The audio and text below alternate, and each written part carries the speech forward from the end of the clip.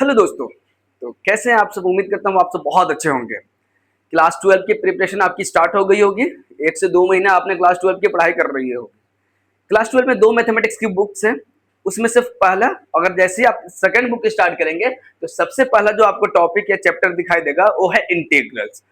पूरे mathematics calculus का integral बहुत ही इंपॉर्टेंट पार्ट है और आप जानते हैं कि ये जो चैप्टर है काफी इंपॉर्टेंट होता है एज ए स्टूडेंट के लिए भी और एज ए कॉम्पिटिटिव के लिए भी। और ये बहुत मुश्किल नहीं है, एक समझ का फेर है। अगर आप मेरे वीडियोस को लगातार 3 से 4 वीडियोस देखेंगे तो कंप्लीट इंटीग्रल्स यानी इंटीग्रेशन आपको पढ़ा दिया जाएगा बहुत ही आसान मेथड के तरीके से। तो आइए सबसे पहले इंटीग्रल्स में मुझे पढ़ना क्या क्या आइए देखिए। एक है इंडेफिनिट इंटीग्रल, इंडेफिनिट इंटीग्रल्स, और एक पढ़ना है आपका डेफिनिट इंटीग्रल्स।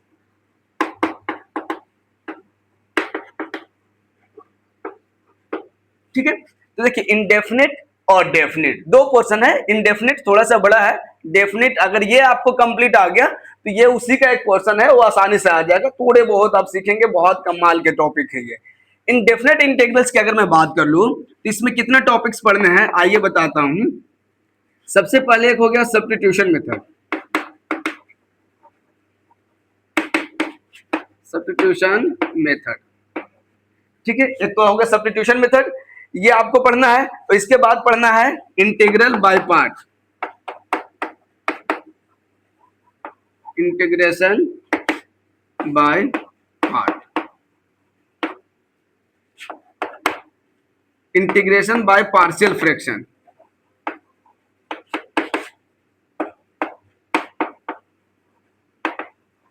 Partial fraction.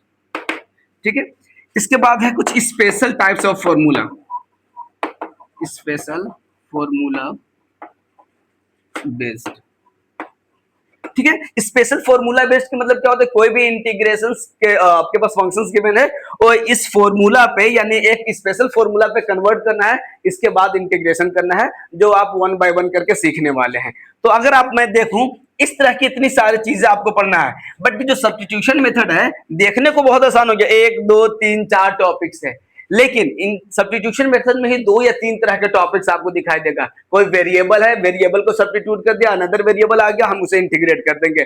फिर वेरिएबल को क्या कर देंगे, ट्रिगोनोमेट्रिक फंक्शन में सब्स्टिट्यूट करेंगे और ट्रिगो फंक्शन को एक सिंपलेस्ट फॉर्म में कन्वर्ट करेंगे, फिर इंटीग्रेट करेंगे। तो इस तरह से ये देखने में 4 टॉपिक्स दिखाई दे रहे हैं, पर इन सभी को करने में कम से कम 4 से 5 वीडियोस लग जाएंगे दोस्तों। मैं इंपॉर्टेंट चीजें 1 बाय 1 करके बताने वाला हूं। तो आइए सबसे पहले हम यही से शुरू करेंगे, इंटीग्रेशन होता क्या है, फिर सब्स्टिट्यूशन मेथड, और इसमें मैं एक 1 बाय 1 करके आपको बताने वाला हूं। उम्मीद करता हूं ये टॉपिक्स आपने लिख लिया होगा। अब लिखना बहुत जरूरी है दोस्तों।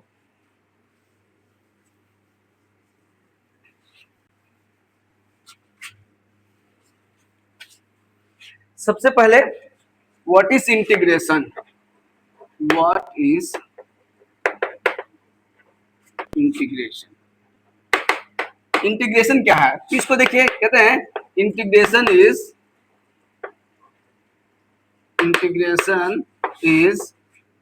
Reverse process of differentiation.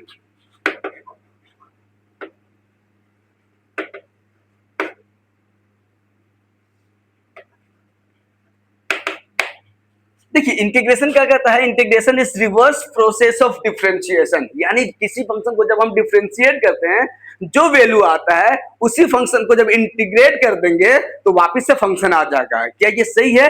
ये 99.99% सही है, क्योंकि रिवर्स प्रोसेस लिखा हुआ है। लेकिन एक जगह पे थोड़ा सा एक सिमिलर प्रॉब्लम होता है, वो मैं आपको बताने वाला हूं। ये तो हो गया मामूली सा डेफिनेशंस, आइए बताता हूं। जैसे यहाँ पे लिखा हुआ है F of x D x, इस तरह से, तो मैं इसकी बात कर लूंगा तो सिंबल ऑफ इंटीग्रेशन हो गया। ये क्या हो गया, सिंबल ऑफ इंटीग्रेशन। ये इंटीग्रेशन का सिंबल है, इस तरह से लग जाए तो यानी इंटीग्रेट करना है। इस वाले को यहां से यहां तक जो दिखाई दे रहा है इसको बोलते हैं इंटीग्रांड। इसको इंटीग्रांड कहते हैं दोस्तों, जो एफ ऑफ एक्स लिखा हुआ है। जो एक्स है इसमें एक्स इन डी एक्स, जो dx में x लगा हुआ है ये हो गया variable of integration, variable of integration, यानी इंटीग्रेशन किस फॉर्म में इंटीग्रेट करना है वो उसको वेरिएबल को रिप्रेजेंट करेगा डी ऑफ एक्स में dx। क्लियर है? तो ये हो गया इसकी एक बेसिक से चीज, यानी जब भी इंटीग्रेशन दिखाई देगा कुछ इस तरह के फंक्शन दिखाई देगा, ऐसा सिंबल रहेगा, यहाँ पे कोई फंक्शन होगा, इधर dx dy dt कुछ भी हो सकता है वेरिएबल। क्लियर है? अगर f ऑफ x है तो d ऑफ x लिखा हुआ रहेगा, f ऑफ y है तो d ऑफ y लिखा हुआ रहेगा।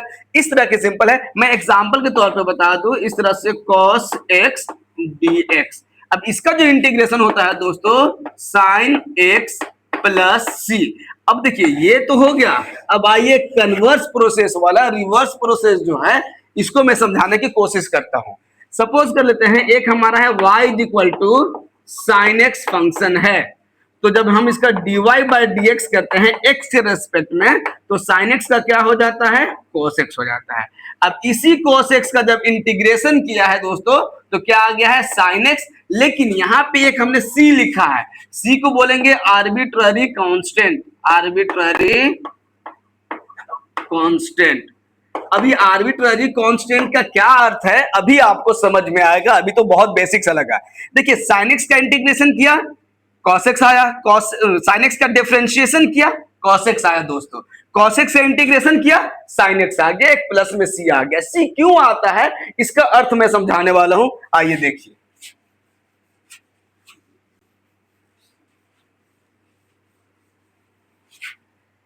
देखिए अगर y इज इक्वल टू लिखा हुआ है साइन x प्लस 5, अगर हम dy बाई dx निकालते हैं, इसको डिफ्रेंशिएट करते हैं x के रिस्पेक्ट में, तो साइन x का तो हो गया cos x और इसका हो गया 0, यानी फाइनली आंसर आ गया हमारा cos x। क्लियर है दोस्तों? नाउ अगेन देखिएगा, एक हो गया y is equal to sine x plus 10, again dy by dx निकालते हैं, डिफ्रेंशिएट करते हैं तो यहां आता है cos x, फिर से कांस्टेंट का 0। अब इन्हीं चीजों के लिए देखिए दोस्तों, अब cos x का जब हम इंटीग्रेशन करते हैं तो cos x का क्या मिलता है, sin x। ठीक है? अब देखिए लेकिन जो यहाँ पे cos x था किसका डिफरेंशिएशन था, sin x प्लस 10 का। अब इसका इंटीग्रेशन कर रहे हैं तो केवल sin x आ गया, 10 तो आया नहीं। तो इसी एक कांस्टेंट के लिए एक वेरिएबल लगा दिया जाता है, आर्बिट्ररी कांस्टेंट किसको कहते हैं, ये c के तरह, यानी यहां क्या हो जाएगा c इज इक्वल टू 10। अगर मैं इसमें बात करूं, जब इसका इंटीग्रेशन करते हैं तो जो यहां c काम करता है, c इज इक्वल टू किसके तरह काम करता है, 5 के तरह। इसका मतलब है कि रिवर्स प्रोसेस तो है, जो कांस्टेंट का प्रॉब्लम आता है वही यहां हम लगाते हैं आर्बिट्ररी कांस्टेंट। अब ये बात समझ में आ गया होगा कि c क्यों लगाते हैं, क्योंकि जैसे डिफरेंशिएशन में जो कांस्टेंट होता है वो 0 हो जाता है, वो क्या था एग्जैक्ट नहीं मालूम, 0 हो गया तो नहीं मालूम चलता है कि कौन सा कांस्टेंट को हमने डिफरेंशिएट किया था, इसीलिए हम लोग इंटीग्रेशन में एक कांस्टेंट c लगा देते हैं जिसको बोलते हैं आर्बिट्ररी कांस्टेंट। उम्मीद करता हूं ये बात आपको समझ में आ रही होगी। तो चलिए, आपने देखा ना रिवर्स प्रोसेस ऑफ डिफरेंशिएशन है, मैंने बोला था 99.99% तक रिवर्स हो जाता है, बस ये कांस्टेंट वाला जो प्रॉब्लम होता है इसके लिए हम लोग सी लगा देते हैं। उम्मीद करता हूं ये चीज आपको समझ में आ रहा होगा। ठीक है, आइए अब वन बाय वन करके बताते हैं। ये जो कुछ फॉर्मूलाज है वो आपके एनसीईआरटी बुक्स में ऑलरेडी फर्स्ट सेकंड पे जाएंगे जैसे चैप्टर्स के, वहां पे ढेर सारे फॉर्मूलाज लिखा हुआ है, तो मैं फॉर्मूला नहीं लिखता हूं, आप वहां से देख करके थोड़ा थोड़ा डिफरेंशिएशन का याद है बस उसका रिवर्स कर देंगे, इंटीग्रेशन हो जाएगा, कोई दिक्कत नहीं है। अब आइए एक छोटा सा टॉपिक और मैं आपको समझाता हूं इसी में। देखिएगा दोस्तों, अगर y इज इक्वल टू लिखा हुआ है sin 2x, मैं केवल sin 2x, अगर मैं इसको इंटीग्रेट डिफरेंशिएट करता हूं तो क्या लिखते थे, sin का cos 2x, अब इस 2x का क्या लिखते थे 2। आगे बात समझ में। अब इसका इंटीग्रेशन करेंगे तो कैसे होगा, देखिए cos 2x, अब देखिए इसका इंटीग्रेशन करने जा रहा हूं dx, तो अब तो मुझे ये साइन लौटना चाहिए, तो यहां क्या हो जाएगा cos का sin 2x, और यहां जो मल्टीप्लाई ये 2 होता है यहां क्या हो जाता है डिवाइडेड बाय 2। अब यहां जो आपका, चूंकि ये आपका पूरा फंक्शन है तो ये पूरा फंक्शन रहेगा, अब ये 2 तो बाहर आ जाता है तो 2 रहेगा, और प्लस का c, तो ये 2 से 2 कट जाएगा, तो यानी sin 2x प्लस c। अब देखिए एक समझने की क्या बात है, अगर cos ax dx लिखा हुआ है, तो cos का तो साइन होता है, तो क्या लिखेंगे sin ax, और जो मल्टीप्लाई फॉर्म में है वो क्या हो जाता है डिवाइड फॉर्म में, और प्लस का एक सी लगा देते हैं। याद रहेगा, यहां मल्टीप्लाई होता है तो यहां क्या हो जाता है डिवाइड हो जाता है इंटीग्रेशन में। डिफरेंशिएशन में मल्टीप्लाई तो इंटीग्रेशन में डिवाइड हो जाता है, ये आपको जानना है। बस ये इंटीग्रेशन आपका स्टार्ट हो गया है।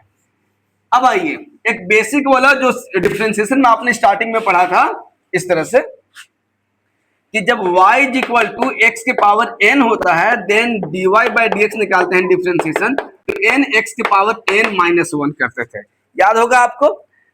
अब देखिए अगर यहाँ पे इंटीग्रेशन हो जाए x के पावर n dx हो जाए दोस्तों, तो इसका होता है x के power n plus 1 upon n plus 1 plus का c, यानी पावर में एक जोड़ देना है, जो पावर आएगा उसी से डिवाइड कर देना है। यहाँ क्या होता था पावर को आगे लाते थे और पावर में से एक कम करते थे, और यहाँ पावर में एक जोड़ना है और उसी से डिवाइड कर देना है दोस्तों, बस बात बन गई, बड़े आसानी से बात बन जाएगी, याद हो गया। अब इसी के बेसिस पे चलिए हम लोग कुछ इंटीग्रेशन सीखते हैं। जैसे x के पावर 9 dx है दोस्तों, तो क्या करना है x के पावर में एक जोड़ दीजिए यानी 9 प्लस 1, और उसी से डिवाइड कर दीजिए 9 प्लस 1 और प्लस का c लगा दीजिए, यहाँ हो गया x के पावर 10 अपॉन 10 प्लस का c। बेसिक इंटीग्रेशन है, ये बात समझ में आ गई होगी, चलिए कोई दिक्कत नहीं है। अब आइए, अब देखिए अगर इंटीग्रेशन में f of x plus minus g of x लिखा जाए dx, तो इंटीग्रेशन डिस्ट्रीब्यूट हो जाता है ऐसे f of x dx plus minus g of x dx, याद रहेगा, यानी अलग अलग हम डिस्ट्रीब्यूट कर देते हैं। जैसे एग्जांपल से मैं समझाता हूं, समझ में आ जाएगा आपको। आइए एग्जांपल देखिए, जैसे x के पावर 3 प्लस x के पावर 2 ऐसे dx है, इंटीग्रेट करना है कलेक्टिवली फॉर्म में, तो क्या करना है इसको डिस्ट्रीब्यूट कर देना है, x के power 3 dx plus x square dx। अब इसके लिए क्या कहा था पावर में एक बढ़ा दीजिए, 3 है तो एक बढ़ जाएगा तो क्या हो गया 4, और उसी से डिवाइड कर दीजिए 4, फिर प्लस है तो प्लस, माइनस होता तो माइनस, x के पावर में एक बढ़ा दीजिए, 2 है तो 3 हो गया, और अपॉन में 3 और प्लस का c लगा देना है। आगे बात समझ में, कोई दिक्कत बिल्कुल नहीं होने वाला है। अब आइए ये लिख लीजिए, इसके बाद जैसे e के पावर x dx, e के पावर x का डिफरेंशिएशन सेम टू सेम, तो इंटीग्रेशन भी सेम टू सेम, इसका हो जाएगा e के पावर x प्लस का c। लेकिन दोस्तों e के पावर 5x dx आ गया तो देन e के पावर 5x और प्लस का c तो रहेगा, लेकिन 5x के साथ डिफरेंसेस में 5 मल्टीप्लाई में और यहाँ 5 डिवाइड में, बस इतनी से करनी है आपको, क्लियर है। तो ये तो होगी सिंपल। अब आइए इससे थोड़ा सा और आगे लेकर चलता हूं आपको। देखिए दोस्तों अगर ऐसा हो गया कि x के पावर 9 प्लस x के पावर 5 माइनस x के power 4 divided by x square dx। अब देखिए, अब डिफरेंशिएशन में क्या करते थे हम लोग, कोसेंट रूल लगा देते थे, यानी जब u बाई v वाला फंक्शन आ जाता था तो उसको हम लोग जानते थे कैसे डिफरेंशिएट करना है। लेकिन इंटीग्रेशन में इस तरह के कोई रूल है नहीं दोस्तों, तो हम क्या करेंगे, पहले सिंपल है तो ये देखिए, क्या ऊपर के पावर नीचे एक ही टर्म है, इसका पावर ऊपर वाले से छोटा है, तो हाँ इसे डिवाइड कर दीजिए सभी को। कैसे करेंगे दोस्तों, देखिए x के power 9 upon x square plus x के power 5 upon x square minus x के पावर 4 अपॉन एक्स स्क्वायर, इस तरह से डिवाइड कर दीजिए dx। ना देखिए दोस्तों, जब डिवाइड करते हैं बेस सेम होता है तो पावर को सब्ट्रैक्ट कर देते हैं, माइनस कर देते हैं। तो x के पावर 7, 9 में से 2 गया 7 प्लस 5 में से 2 गया x के पावर 3 माइनस 4 में से 2 गया 2 यानी x स्क्वायर। अब क्या हो गया dx।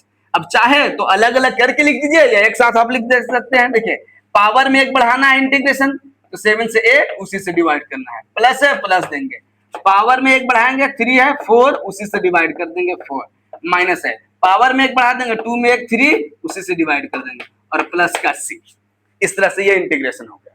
उम्मीद करता हूं ये बड़ा आसान लगा होगा, कोई मुश्किल नहीं है। तो एक बार आप इसको नोट डाउन कर लीजिए।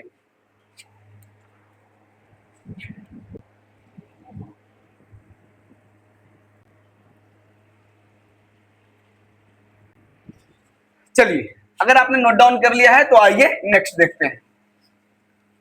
ये बात समझ में आ गई? ये मुश्किल तो नहीं लगा?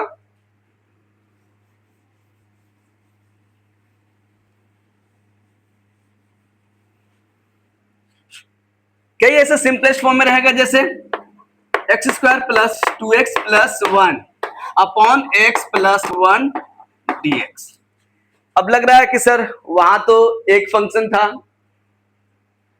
डिनोमिनेटर में आपने लगातार डिवाइड कर दिया, अब हमारे पास x प्लस 1 आ गया। अब मैं क्या करूं? इससे इसको डिवाइड कर दीजिए। अब इसको डिवाइड करने का दो तरीका है, एक या तो आपको लॉन्ग डिवीजन मेथड आता हो, अगर लीनियर फॉर्म में है तो लॉन्ग डिवीजन मेथड आता हो, या ऊपर वाले को फैक्टराइज करके देखिए। क्या नीचे वाला आ रहा है क्या?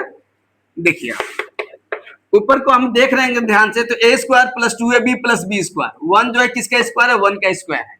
ए प्लस बी का होल स्क्वायर, यानी ए प्लस एक्स प्लस 1 का whole square divided by x plus 1 इधर dx। यहाँ पे लिखा रहेगा कि x जो है नॉट इक्वल टू -1 के बराबर नहीं है।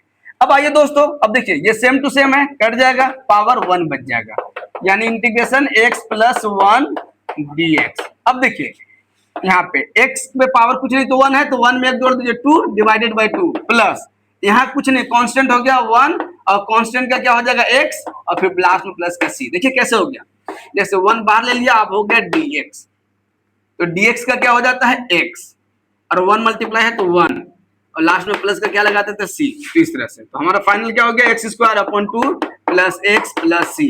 ये हो गया हमारा इंटीग्रेशन इस फंक्शन का। तो उम्मीद करता हूं ये बेसिक इंटीग्रेशन समझ में आ रहा होगा। फिर कुछ कुछ सब्स्टिट्यूशन मेथड भी आगे यूज करते हैं। अभी तो हमने क्या कहा, पहले बेसिक इंटीग्रेशन आपको सीखना जरूरी है। अगर आप सीखते हैं तो बड़ा आसान होगा, कोई मुश्किल नहीं होने वाला है। अब आइए एक और क्वेश्चन देखते हैं।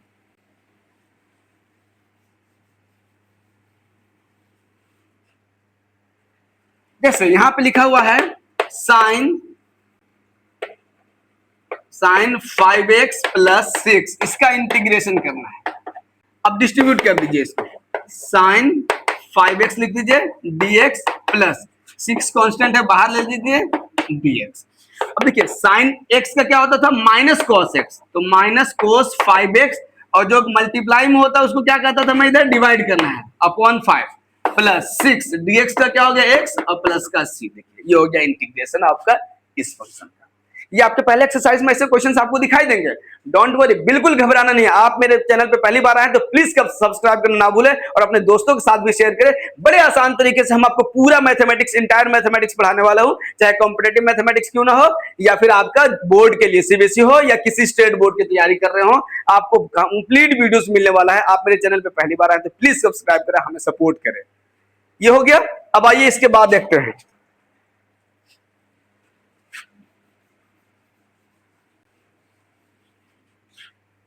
अगर ऐसे लिख दिया गया e के पावर 2x प्लस e के पावर 5x अपॉन e के पावर x dx। अब देखिए दोस्तों ऐसा आ जाए, इससे क्या करेंगे, दोनों को डिवाइड कर देंगे, e के पावर 2x अपॉन e के पावर x प्लस e के पावर 5x अपॉन e के पावर x, फिर से हम यहाँ लगा देंगे dx। अब देखिए e के पावर 2x को e के पावर x से डिवाइड करेंगे तो e के पावर x और यहाँ आ जाएगा e के पावर 4x और यहाँ हो गया dx। अब देखिए e के पावर x का तो सेम होता है e के पावर x और e के पावर 4x का भी e के पावर 4x और जो मल्टीप्लाई होता है वो नंबर डिवाइड और प्लस का c। बस इतने से आपको ध्यान रखना है।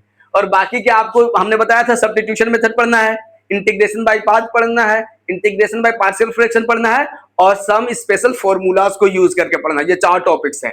लेकिन इसमें से पहले वाला के जो 1 से 2 एक्सरसाइज आपको दिखाई देगा, पहले वाला आपको इसी मेथड से सोल्व कर लेना है, कहीं से भी घबराना नहीं है। बिल्कुल दोस्तों, जो आपने डिफरेंशिएशन सीखा है उसका रिवर्स कर देंगे, बात बन जाएगी। जैसे क्या मैं एक और क्वेश्चन बताऊं आपको, जैसे tan इनवर्स x, ठीक है। जैसे कई बार क्या होता है 1/1 प्लस एक्स स्क्वायर dx, इसका डायरेक्ट क्या होता है tan इनवर्स x प्लस का c। ये फॉर्मूला ही है, इसका डिफरेंशिएशन ये होता है तो इसका इंटीग्रेशन ये हो जाएगा।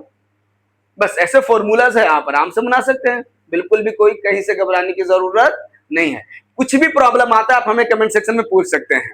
उम्मीद करता हूं ये चीजें आपको पसंद आ रहा होगा। इसके बाद जो 4 स्पेशल टॉपिक्स बचा हुआ है, एक तो है सब्स्टिट्यूशन मेथड, जो उसमें से एक बड़ा टॉपिक है, जो कई तरह के वेरिएबल को सब्स्टिट्यूट करके बनाना है, और साथ में साथ किसको सब्स्टिट्यूट करके बनाना है आपको, ये ट्रिग्नोमेट्रिक को। तो आइए सब्स्टिट्यूशन मेथड का मैं स्टार्टिंग पोर्शन आपको बताने वाला हूं, आपको समझ में आएगा। अब आइए हम लोग सीखते हैं सब्स्टिट्यूशन मेथड।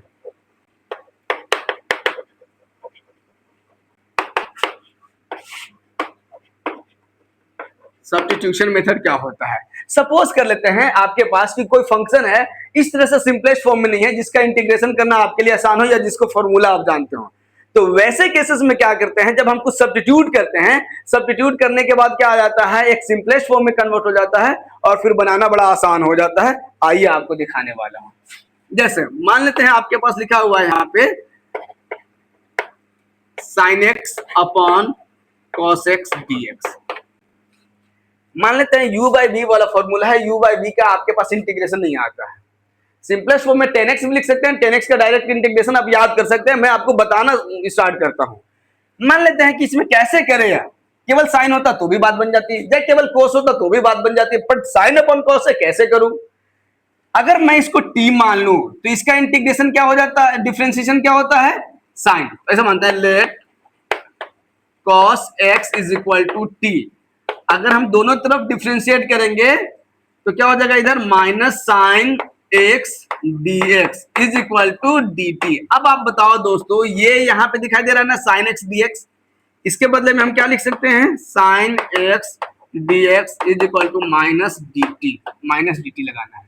सो देखिए 1 अपॉन ये तो हो गया t, और ये पूरे मिलके क्या बन गया है dt, और एक माइनस है तो माइनस चाहे यहां लगाओ या यहां लगा दो।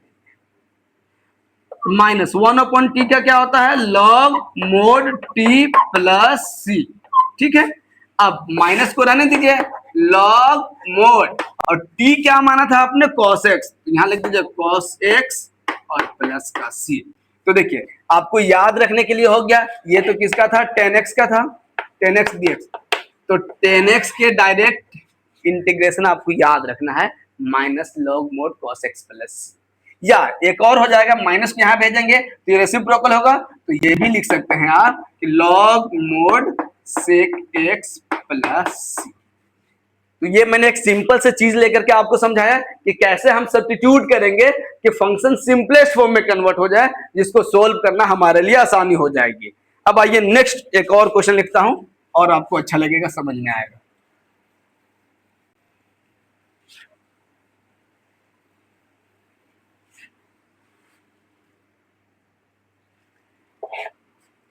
जैसे लिखा हुआ है 2x upon x square plus 6 dx।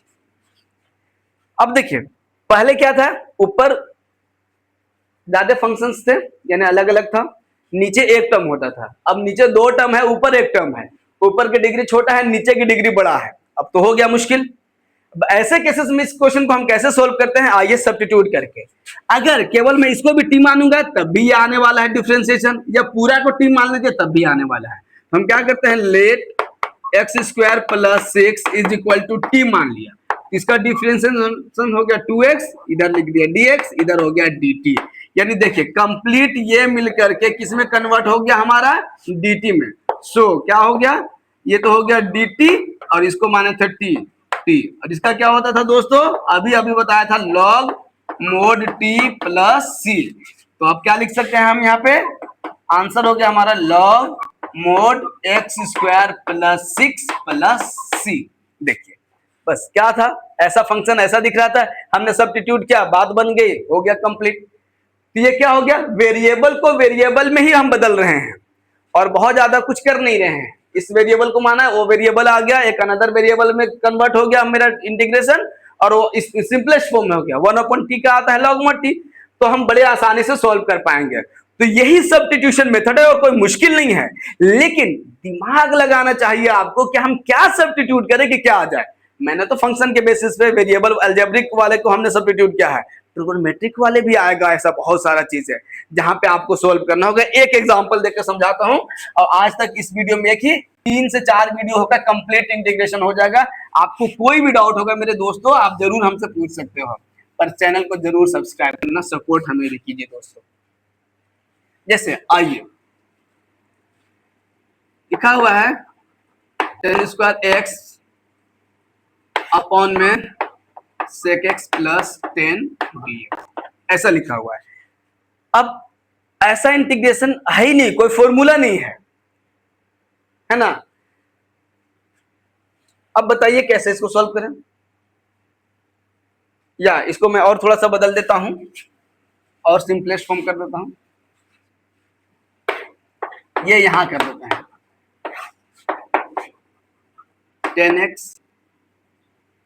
10x plus मान लेते हैं 12 dx, ठीक है, क्योंकि पुट करने के बाद सिंपलेस्ट फॉर्म में कन्वर्ट हो जाए इसलिए मैंने किया।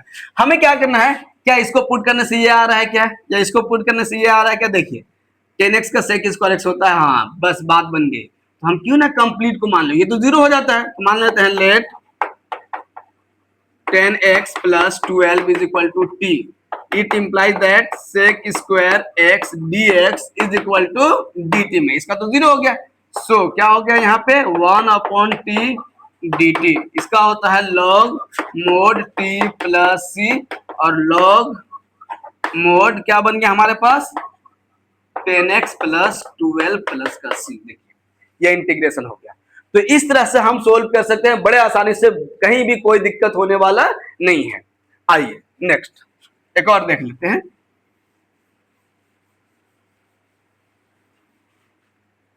जैसे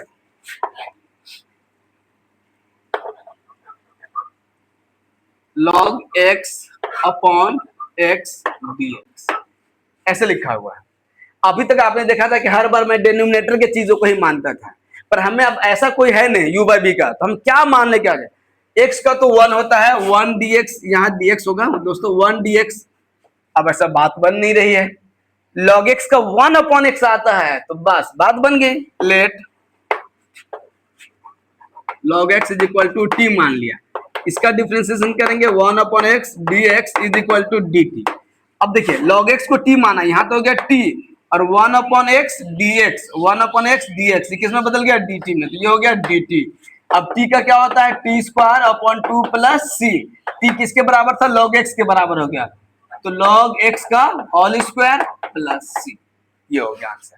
तो उम्मीद करता हूं कि वीडियो आपको पसंद आया होगा, अपने दोस्तों के साथ जरूर शेयर करें, और मेरे चैनल पे पहली बार आए तो सब्सक्राइब करना ना भूलें। इसी तरह के सारे वीडियोस आपको मिलने वाला है, तो मेरे चैनल को जरूर थम्स अप करें।